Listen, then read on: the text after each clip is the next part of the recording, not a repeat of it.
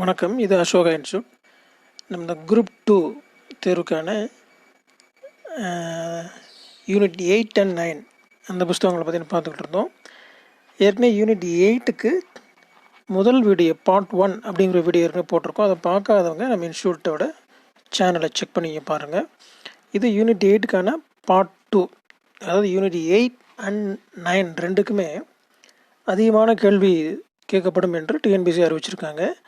அதன் அடிப்படையில் உங்களுக்கு 8, 9 கூட அந்த புஸ்தகங்கள் நம்ம போட்டு வரோம், வீடியோ போட்டு வரோம். பார்ட் 1 போட்டிருக்கோம் 8ல், பார்ட் 2 இருந்தது.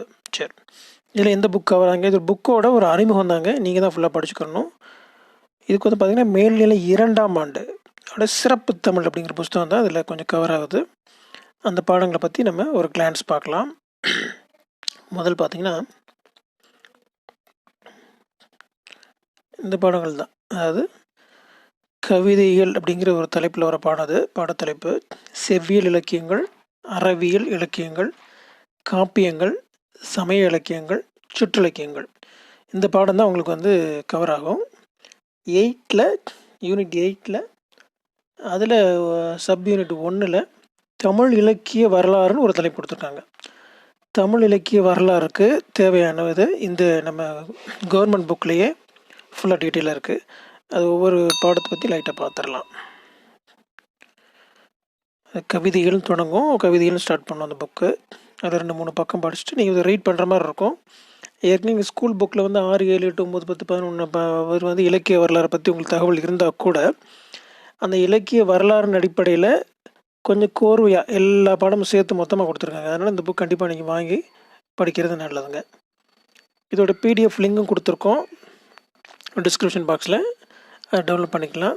ஃபுல் புக்கும் கொடுத்துட்றேன், உங்களுக்கு எது தேவையோ எடுத்துக்கலாம். இந்த மாதிரி சங்க இலக்கியம் கொடுத்துட்டு அது 8 தொகை 10 பாட்டு என்று பிரிவின் அடிப்படையில் பிரித்து காமிச்சிருக்காங்க. அதுக்கடுத்ததாக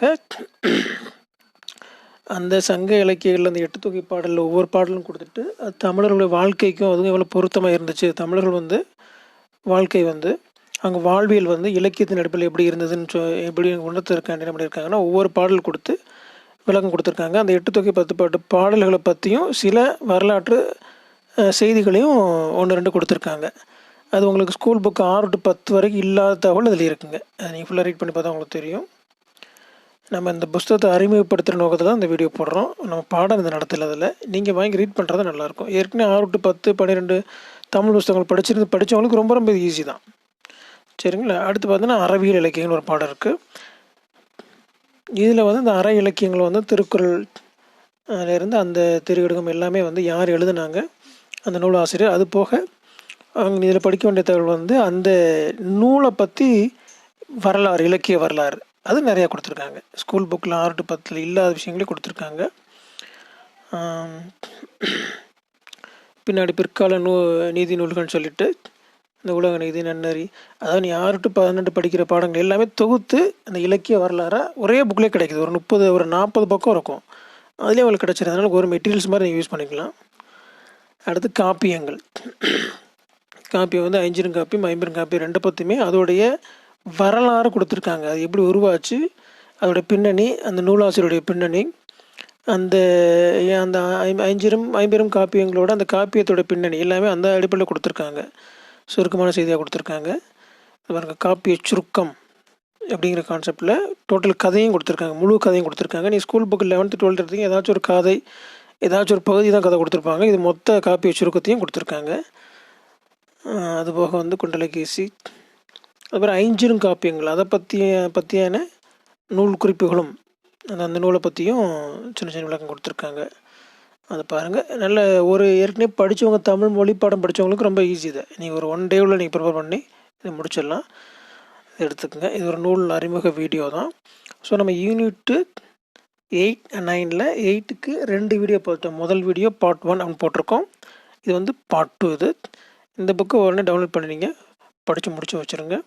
இது என்ன காரணத்துக்காண்டி நம்ம இப்போ சமய இலக்கியங்கள் கொடுத்துருக்கோம் பாருங்கள். சமய இலக்கியங்கள் கொடுத்துருக்கோம், அதை பற்றியான நிறைய செய்திகள்லாம் ஒவ்வொரு சமய இலக்கியங்கள் சம்மந்தப்பட்ட ஒவ்வொரு இலக்கியத்துக்குள்ளே சிறப்பு செய்திகள் எல்லாமே கொடுத்துருக்காங்க. அந்த அந்த இலக்கியங்களை படித்த அந்த ஆசிரியரை பற்றியும் செய்திகளையும் கொடுத்துருக்காங்க, படிச்சுக்கோங்க. இது குரூப் 4 பின்னாடி வர குரூப் 4க்கு பயன்படுறதுக்கும் இந்த மெட்டீரியல் யூஸ் ஆகும். பின்னாடி குரூப் 4 கால்ஃபார் வந்துச்சுன்னா அப்போ தமிழ் மொழி பாடத்துக்கு தேவையான கிட்டத்தட்ட ஒரு 20-30 மார்க்கு தேவையான விஷயம் இதில் இருக்குது. நீங்கள் தனியாக அதுக்கு இலக்கிய வரலாறு புஸ்தகம் தேவையே கிடையாது, இதையே நீங்கள் படிச்சுக்கலாம். அதை பற்றி விட அடுத்த வீடியோ உங்களுக்கு விரைவில் வந்து பார்ட் 8க்கு சம்மந்தப்பட்ட திருக்குறள், அதுக்கு அடுத்து வரக்கூடிய தலைப்புகள், தமிழ்நாடு நிர்வாகம், அதை பற்றி வீடியோவில் அடுத்து தொடர்ந்து போடுறோம். தொடர்ந்து நம்ம சேனலை பின்பற்றுங்க. நன்றி, வணக்கம். நம்ம சேனலை சப்ஸ்கிரைப் பண்ணி பக்கத்தில் இருக்க பெல் பட்டனை கிளிக் பண்ணுங்கள்.